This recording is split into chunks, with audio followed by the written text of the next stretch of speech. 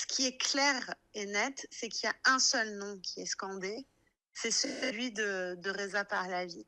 Il n'y a pas un autre nom, vous pouvez chercher dans les vidéos et je Oui, mets quiconque au défi d'en montrer une où c'est un autre nom qui serait scandé. Et donc ce que propose Reza Pahlavi et ce qui obtient visiblement l'assentiment très large du peuple, c'est de mener une phase transitoire au oui. cours de laquelle les personnes iraniennes pourront euh, être amenées à voter et à faire le choix de non seulement de la personne, mais aussi du système entre les mains duquel ils voudront confier leur avenir.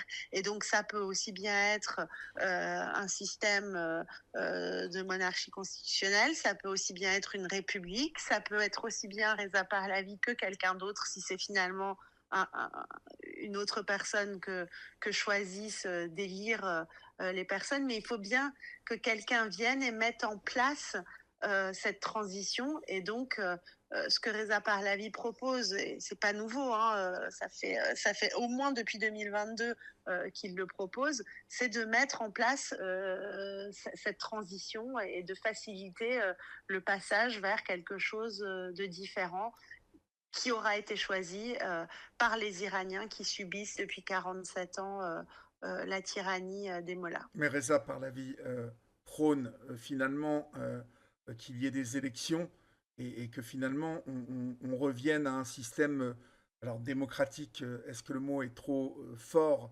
Je ne sais pas, mais c'est à vous de me le dire. Mais finalement, le peuple iranien veut revenir à ce on ne lui vole pas le pouvoir en fait. Il veut avoir le Tout à pouvoir de fait. décider en fait.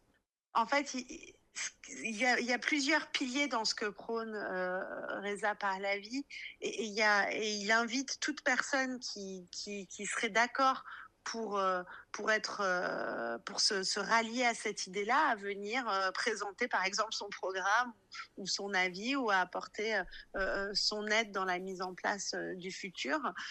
Ce qui est indispensable, c'est que ce soit un démocratique, deux Mhm, mhm. laïque, non négociable, et trois, que ça préserve l'intégralité du territoire. À partir du moment où ces conditions-là sont réunies, et ce sont les conditions principales, on peut venir proposer voilà, le système que l'on veut mettre en place, que ce soit un système de gauche, que ce soit un système de droite, que ce soit une démocratie, une monarchie, peu importe en réalité. Mais il faut que ce soit démocratique